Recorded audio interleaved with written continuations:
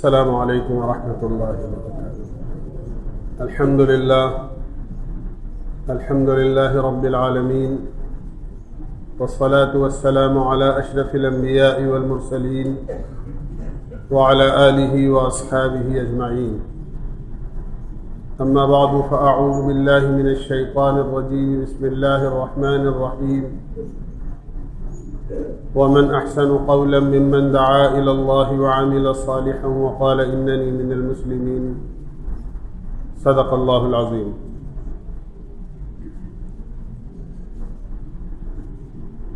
میرے بھائیوں، دوستوں، عزیزوں، بزرگوں،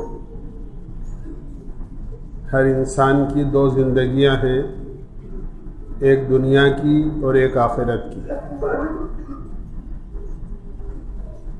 آخرت کی زندگی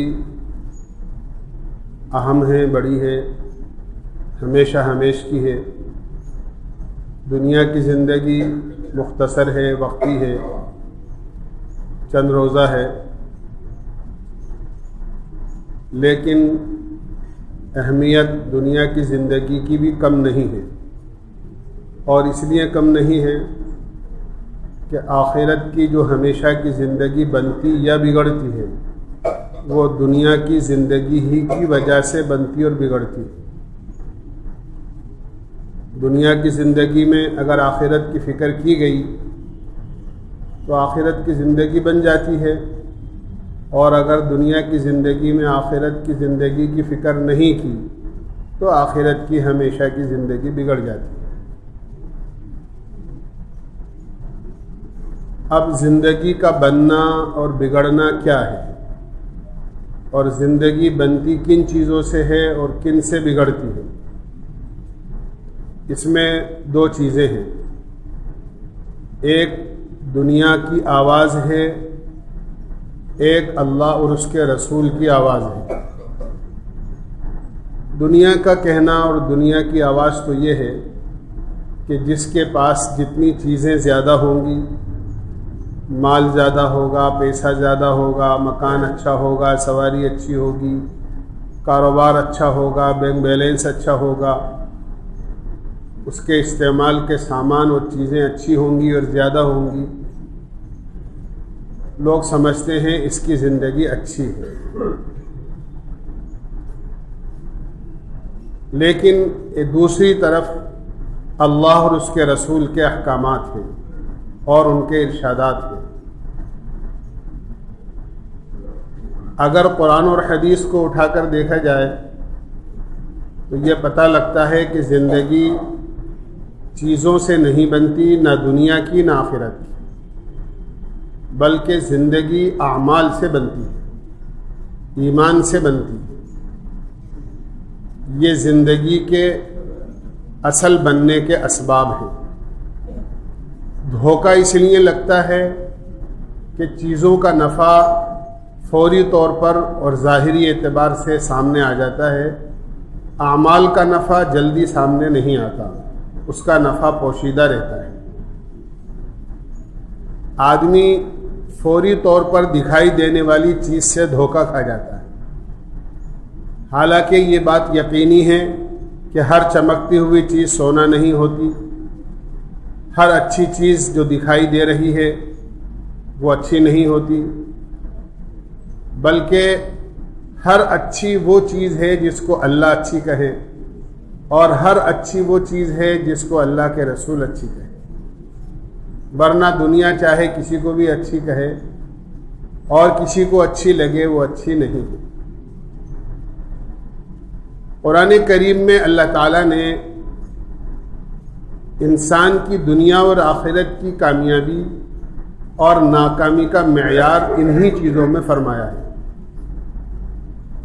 من عمل صالحا من ذکر او انثى وهو مؤمن فلنحيينه حیاتا طیبہ وَلَنَجْزِيَنَّهُمْ أَجْرَهُمْ بِأَحْسَنِ مَا كَانُوا يَعْمَلُونَ۔ جو آدمی ایمان لائے، اچھے اعمال کرے، اللہ تعالیٰ فرماتے ہیں چاہے وہ مرد ہو یا عورت ہو، کوئی بھی ہو، ہم اس کی دنیا کی زندگی بھی اچھی اور خوشگوار بنائیں گے، اور وَلَنَجْزِيَنَّهُمْ أَجْرَهُمْ بِأَحْسَنِ مَا كَانُوا يَعْمَلُونَ، آخرت کی زندگی بھی اس کی اچھی بنا دی۔ پتہ یہ چلا کہ ایمان اور اعمال پر صرف آخرت کی زندگی نہیں بلکہ دنیا کی بھی اللہ بناتے ہیں، اور پہلے اللہ نے دنیا کی زندگی ہی کو ذکر کیا ہے قرآن کریم میں۔ قرآن کریم میں جو آیت کی ترتیب ہے اس میں فرمایا فَلَنُحْيِيَنَّهُ حَيَاةً طَيِّبَةً وَلَنَجْزِيَنَّهُمْ أَجْرَهُمْ بِأَحْسَنِ مَا كَانُوا يَعْمَلُونَ، کہ ہم دنیا میں اس کی زندگی کو اچھا اور خوشگوار بنا دیں گے، اور جب وہ دنیا سے جائے گا آخرت کی زندگی کی طرف تو آخرت میں اس کے اعمال کا اس کو بہترین بدلہ دیں گے۔ تو دنیا بھی بنے گی ایمان اور اعمال پر، اور آخرت بھی بنے گی ایمان اور اعمال پر۔ دوسری طرف خدا نہ خواستہ ایمانی زندگی نہیں ہوئی، اعمال اچھے نہیں ہوئے اور اعمال بگڑ گئے، تو دوسرا پہلو بھی قرآن کریم میں بیان کیا ہے، من اعرض عن ذکری فإن له معیشة ضنکا،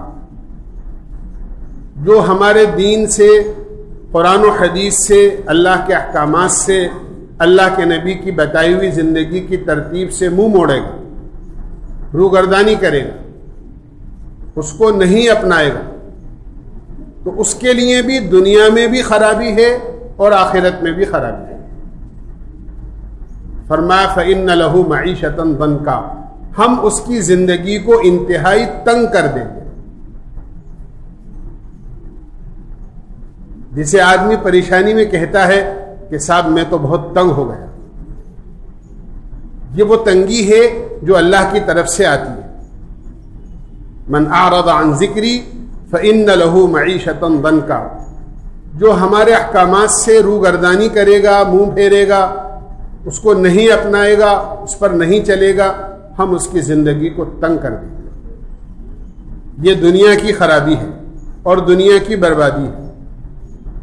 آخرت کے بارے میں فرمایا وَنَحْشُرُهُ يَوْمَ الْقِيَامَةِ أَعْمَى، کہ ہم آخرت کے اندر اس کو نابینا بنا کر اٹھائیں گے، اور وہ اللہ سے کہے گا رب لما حشرتنی اعمی، اے باری تعالیٰ آپ نے مجھے اندھا کیوں کر دیا، وقد کنت بصیرا، میں تو دنیا میں آنکھوں والا تھا۔ اللہ تعالیٰ فرمائیں گے اتتک آیاتنا فنسیتها وکذالک اليوم تنسیٰ، تو نے دنیا میں ہمارے احکامات کو بھلا دیا، ہم نے آج تجھے بھلا دیا۔ تو نے ہمارے احکامات کی طرف دھیان نہیں دیا دنیا میں، آج ہم تیری طرف کوئی دھیان نہیں دیں۔ تو پتہ یہ چلا کہ ایمان اور اعمال پر دنیا بھی بنتی ہے، آخرت بھی بنتی ہے۔ اعمال کے اور ایمان کے بگڑ جانے پر دنیا بھی بگڑتی ہے، آخرت بھی بگڑتی ہے۔ ہر چیز کو ناپنے کا پیمانہ الگ ہے، معیار الگ ہے۔ دنیا ناپتی ہے کامیابی اور ناکامی کو چیزوں سے، اللہ اور اس کے رسول کے جو پیمانہ ہیں وہ ایمان اور اعمال والا پیمانہ ہے۔ دنیا سمجھتی ہے کہ دنیا کی چیزیں اچھی ہوں گی تو زندگی اچھی ہوگی، اور اللہ اور اس کے رسول فرماتے ہیں کہ زندگی اعمال سے اور ایمان سے اچھی بنے، چاہے چیزیں کم ہوں یا زیادہ ہوں، اس سے کوئی فرق نہیں پڑتا۔ دنیا میں چیزوں والے بھی آئے، ملک مال والے بھی آئے، بڑے بڑے بادشاہ بھی آئے، لیکن اللہ نے انسانوں کو سبق دینے کے لیے ان کی چیزوں میں رکھ کر ان کو ناکام کیا، ایمان اعمال نہیں ہونے کی وجہ سے۔ پورا قرآن اس سے بھرا پڑا ہے۔ فرعون ناکام ہوا، حالانکہ وہ اتنا بڑا بادشاہ تھا کہ وہ یہ کہتا تھا انا ربکم الاعلی، تمہارا سب سے بڑا خدا نعوذ باللہ میں ہوں۔ جس کا خدائی کا دعویٰ ہو اس کی کیسی حکومت ہوگی۔ موسیٰ علیہ السلام نے جنت جب بیان فرمائی کہ جنات تجری من تحتها الانہار، اللہ تعالیٰ آخرت میں ایسے باغات عطا فرمائیں گے جن کے نیچے نہریں جاری ہوں. تو وہ کہنے لگا کہ یہ تو مجھے سب کچھ دنیا ہی میں ملا ہوا ہے.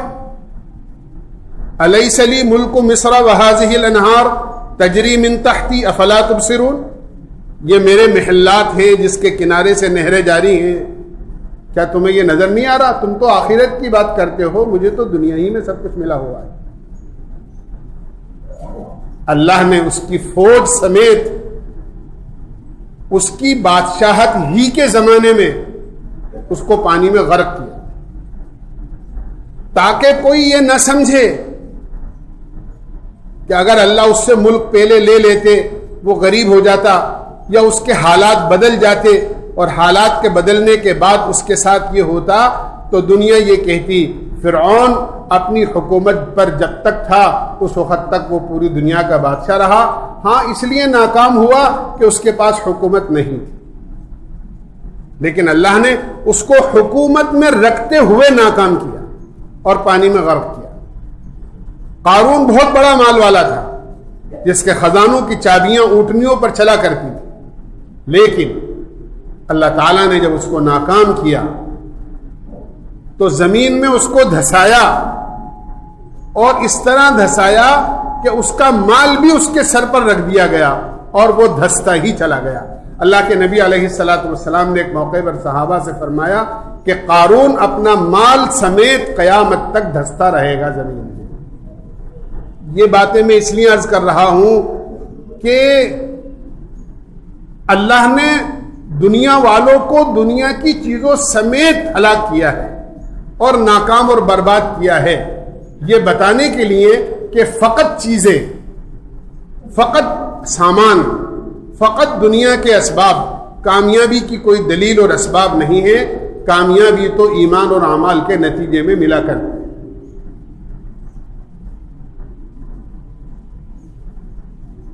جیسے چیزوں میں اثرات ہوتے ہیں ایسے ہی اللہ نے اعمال میں اثرات رکھے. نمک ڈالو گے کسی چیز میں، پانی میں ڈالا تو پانی کھارا ہو گیا، نمکین ہو گیا. شکر ڈالا تو شکر کی وجہ سے میٹھا ہو گیا. کہیں مرچی ڈالی تو تیکھا ہو گیا. جیسے چیزوں میں اثرات ہوتے ہیں ایسے ہی اللہ نے اعمال میں اثرات رکھے. اور اعمال کا اثر یہ ہے کہ اللہ اعمال، کیونکہ اعمال پر اللہ دنیا کی زندگی بھی بناتے ہیں اور آخرت کی زندگی بھی بناتے ہیں، اس لیے اعمال میں اللہ نے دونوں وعدے فرمائے،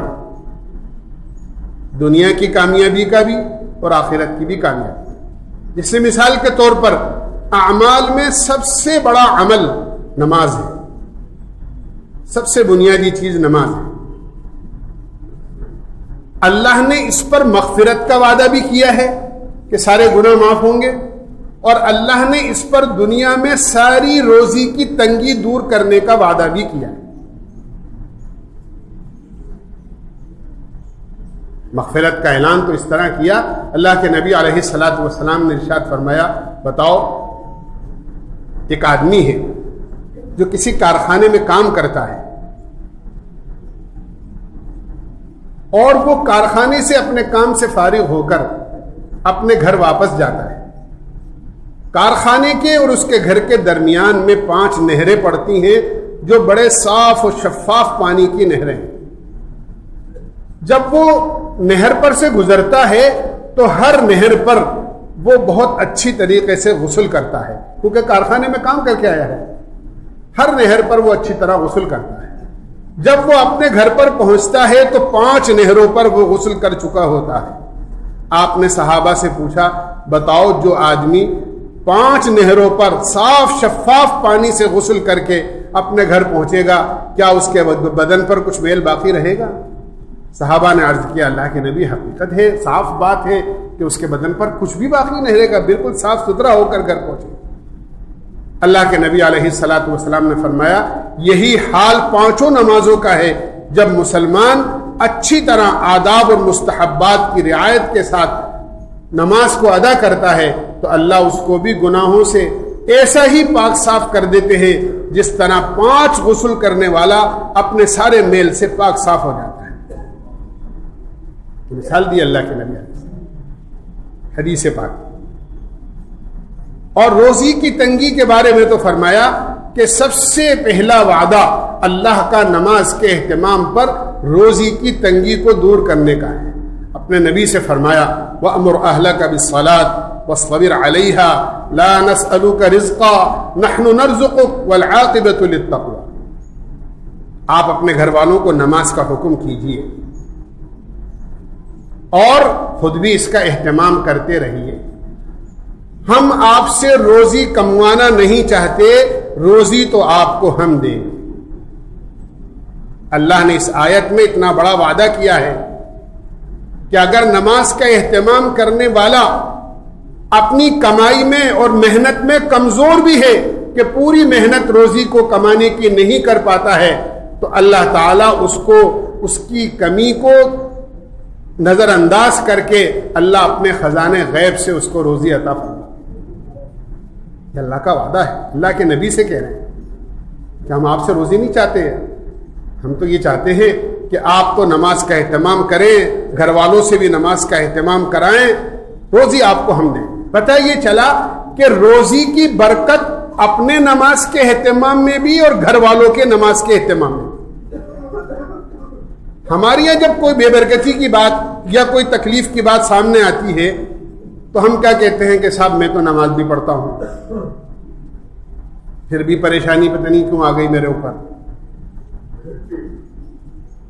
لیکن یہ آدمی بھول جاتا ہے کہ قرآن کی اس آیت میں اللہ نے اپنے نبی کو بھی حکم دیا اور یہ بھی کہا کہ گھر والوں سے بھی نماز کا اہتمام کرائیں.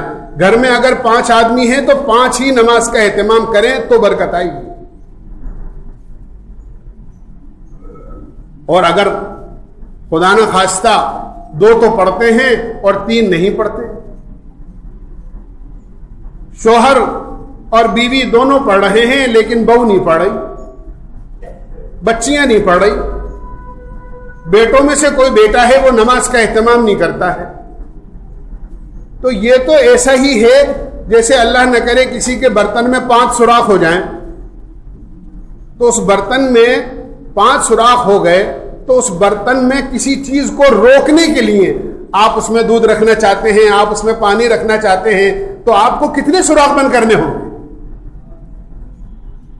ظاہر سی بات ہے اس کا جواب ہر آدمی کہے گا 5 بند کرنے پڑیں گے, اور 5 میں سے 4 بند کر دیے اور ایک سوراخ کھلا رہا, کوئی چیز باقی نہیں رہے گی اس میں. بالکل اسی طرح اگر 4 نمازی نماز پڑھ رہے ہیں اور ایک بھی اگر نمازی نہیں ہے تو برکت نہیں آئے گی, اور آئی بھی ان 4 کے راستے سے تو وہ جو ایک سوراخ ہے اس سے نکل جائے گی, وہ ایک سوراخ سے نکل جائے گی. گھر کی ایک دیوار ہے, وہ ایک مزدور بنا رہا ہے اور 4 مل کر اسے توڑ رہے ہیں, تو دیوار باقی رہے گی یا دیوار بنے گی؟ ایک سوال ہے ہر ایک کا اپنی ذات سے کرنے. بنانے والا ایک ہے اور 4 اس کو توڑنے والے اور بگاڑنے والے ہیں. ایک نمازی ہے پورے گھر میں, 4 بے نمازی ہیں, تو کہاں سے برکت آئی؟ پھر آدمی کہتا ہے صاحب میں تو سونے میں ہاتھ ڈالتا ہوں مٹی ہو جاتا ہے, پتہ نہیں آج کل کاروبار میں کیا ہو گیا, کسی کی نظر لگ گئی یا کیا مسئلہ ہو گیا, کسی نے کچھ کرا دیا میرے اوپر کہ صاحب پہلے تو بہت کچھ ہوتا تھا, آج کل تو جہاں ہاتھ ڈالتا ہوں وہاں سے کچھ ہوتا ہی نہیں ہے, بہت نیچے آ گیا, کاروبار میں بہت پیچھے ہو گیا. قرآن کریم میں اللہ نے صاف فرمایا جو بھی حالات تمہارے اوپر آتے ہیں, ظہر الفساد فی البر والبحر بما کسبت ایدی الناس, جو کچھ حالات تمہارے اوپر آتے ہیں اچھائی کے یہ برائی کے, یہ سب تمہارے خود کے کیے ہوئے کا نتیجہ ہوتا ہے. وما اصابکم من مصیبت فبما کسبت ایدیکم, یہ میں کوئی اور چیز نہیں سنا رہا ہوں, قرآن سنا رہا ہوں آپ کو. اللہ تعالیٰ فرماتے ہیں جو بھی تکلیف تمہارے اوپر آتی ہے یہ تمہاری بدعملی کا نتیجہ ہوتا ہے. حضرت علی رضی اللہ عنہ فرماتے ہیں کہ جب مجھ سے کوئی چوک ہو جاتی ہے, کیا مقام ہے حضرت علی رضی اللہ عنہ کا, اللہ کے نبی علیہ الصلوۃ والسلام کے داماد ہیں. آپ نے فرمایا انا مدینۃ العلم وعلی بابوہا، کہ میں علم کا خزانہ اور شہر ہوں اور علی اس کا دروازہ ہے. کیا مقام بیان فرمایا. چوتھے نمبر کے خلیفہ ہیں، صحابی رسول ہیں. وہ فرماتے ہیں کہ جب مجھ سے کوئی چوک ہو جاتی ہے تو میں اس غلطی کا اثر، اس چوک کا اثر اپنے جانور اور گھوڑے کے اندر دیکھتا ہوں کہ میرا گھوڑا بھی میری نافرمانی کرتا ہے. میں اسے چلانا چاہتا ہوں تو چلتا نہیں ہے، یا چلتے ہوئے روکنا چاہتا ہوں تو رکتا نہیں ہے. یہ میری غلطی کے نتیجے کا اثر میرے جانور پر ہوتا ہے. جب آدمی کی اپنی غلطی کا اثر جانور پر اتنا پڑ رہا ہے تو خود کی ذات پر کتنا پڑے گا. یہ تو خود ہی فیصلہ کر لینا چاہیے کہ میں اپنی غلطی کا اثر، میں اپنی کوئی چوک اور بھول ہو جاتی ہے اس کا اثر، مجھ سے کوئی خلاف سنت کام ہو جاتا ہے اس کا اثر میں اپنے جانور میں محسوس کرتا ہوں. اس لیے اعمال کو اچھا بنانے کی ضرورت ہے. زندگی اچھی بنانے کے لیے، زندگی اچھی بنانے کا ہر ایک خواہش مند ہے. میری زندگی اچھی ہو، دنیا کی بھی اچھی ہو، آخرت کی بھی اچھی ہو. بس فرق یہاں ہوتا ہے کیا اللہ اور اس کے رسول نے زندگی کو اچھا بنانے کے جو اسباب بتائے ہیں ہم وہ اختیار کر رہے ہیں، یا اپنی مرضی سے دنیا کی دیکھا دیکھی یا دنیا کے کہنے کے مطابق وہ اسباب اختیار کر رہے ہیں. ایک طرف دنیا کا کہنا ہے کہ یہ چیزیں، یہ کام کرو، اس پر محنت کرو تو تم کامیاب ہو جاؤ گے، ایک طرف اللہ اور اس کے رسول کا فرمان ہے. صحابہ کو اپنی آنکھوں دیکھی پر اتنا یقین نہیں ہوتا تھا جتنا اللہ اور اس کے رسول کے کہے پر یقین ہوتا تھا. حضرت ابو الدرداء رضی اللہ عنہ نماز پڑھ رہے ہیں مسجد میں. ایک صحابی آئے، کہنے لگے آپ کے محلے میں آگ لگ گئی اور پورا محلہ جل رہا ہے. ہم دور سے کھڑے ہوئے کے دیکھ رہے ہیں، آگ کے علاوہ محلے میں کچھ نظر نہیں آ رہا، سوائے آگ کے لپٹوں کے، آگ کے شعلوں کے کچھ نظر نہیں آ رہا. آپ کے گھر والے ہیں اس میں، جائیے کچھ کوشش کیجئے کہ ان کے آپ اپنے بیوی بچوں کو نکالیے اس میں سے. حضرت ابو الدرداء رضی اللہ عنہ نے جب یہ بات سنی تو بڑے اطمینان کے ساتھ یہ جواب دیا، میرا نہیں جلے گا. یہ کہہ کہ دوبارہ نیت باندھ. بڑے تعجب میں کہ ہم دیکھ کر آ رہے ہیں پورے محلے میں سوائے آگ کے کچھ نظر نہیں آ رہا، اور یہ یوں کہہ رہے ہیں کہ نہیں میرے نہیں لگ سکتے، اور اطمینان کے ساتھ دوبارہ نماز کی نیت باندھ. عجیب بے پرواہ آدمی ہے. آج ہم اپنے زمان میں کہیں کہ نہ بیوی کی پرواہ، نہ بچوں کی پرواہ، نہ کچھ سامان کی پرواہ. پھر ایک نے آ کر کہا کہ پورے محلے میں آگ لگ گئی، آپ بھی ذرا کوشش کیجیے، آپ کا مکان بھی اسی محلے میں ہے.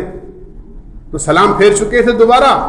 پھر یہ کہا کہ نہیں تم غلط کہہ رہے ہو، میرے نہیں لگ سکتی. یہ کہہ کہ پھر نیت باندھ لی. 3 صحابی نے آ کر یہ بات کہی. چوتھے آ کر یہ کہنے لگے ابو الدرداء پورے محلے میں آگ لگی تھی، اب آگ تو بجھ گئی، جو کچھ جلنا تھا جل گیا، لیکن جب آگ کے شعلے کم ہوئے اور آگ کی لپٹیں کم ہوئی تو ہم نے دیکھا کہ پورا محلہ جل گیا، تمہارا مکان نہیں جلا. ابو الدرداء کہنے لگے میں نے تو پہلے ہی کہا تھا میرا نہیں جل سکتا. دیکھیے آنکھوں سے دیکھ کر لوگ آ کر کہہ رہے ہیں. ایک طرف ان کی آنکھوں دیکھی ہے اور ایک طرف ابو الدرداء رضی اللہ عنہ فرماتے ہیں نہیں میرے نہیں لگی، میرے لگی نہیں سکتی. اور پھر یہ کہا کہ مجھے میرے نبی علیہ الصلوۃ والسلام نے ایک دعا سکھائی تھی کہ اگر صبح پڑھ لو تو شام تک اور شام کو پڑھ لو تو صبح تک تمہارے گھر کو آنچ نہیں آ سکتی. او اصدقکم او اصدق الرسول، مجھے یہ بتاؤ کہ تمہیں سچا جانوں یا اللہ کے نبی کو سچا جانوں. تمہاری بات کی تصدیق کروں، میں یہ سمجھوں کہ تم سچ بول رہے ہو یا یہ سمجھوں کہ میرے نبی نے مجھے سچ بات کہی. مجھے تمہاری بات، تمہاری آنکھوں دیکھے کا یقین نہیں تھا، مجھے تو میرے نبی کی بات کا یقین تھا کہ میرے نبی نے دعا سکھائی ہے، میرے آنچ نہیں آ سکتی. کتنا یقین ہوگا اللہ کے رسول کی بات پر، اور اللہ نے اس یقین کی بنیاد پر ہی ان کی مدد فرمائی. دعائیں تو ہم بھی پڑھتے ہیں اور اعمال ہم بھی کر لیتے ہیں، لیکن ہمارے اعمال میں ایک بڑی خرابی یہ ہوتی ہے کہ ہمارے اعمال یقین سے خالی ہوتے ہیں، یقین سے خالی ہوتے ہیں، اس لیے اس کا اثر ظاہر نہیں ہوتا۔ اور یقین عمل کی روح ہے، جیسے کسی کی جان نکال لی جائے، ایک بھینس کل تک زندہ تھی آج مر گئی، اب بھینس والا یہ کہے کہ صاحب کل تک تو دودھ دے رہی تھی، آج پتہ نہیں کیا ہو گیا دودھ نہیں دے رہی، تو کیا کہیں گے لوگ دیکھ کر، ارے صاحب کل زندہ تھی اس لیے دودھ دے رہی تھی، آج مر گئی تو آج کہاں سے دودھ دے گی، تو موٹی سی بات ہے۔ بھینس اس کی آنکھ، کان، ناک، زبان، پورا جسم بالکل اسی طرح ہے جس طرح کل تھا، لیکن کل اس کے اندر روح تھی تو دودھ بھی دے رہی تھی، آج مر گئی تو اس نے دودھ دینا بند کر دیا۔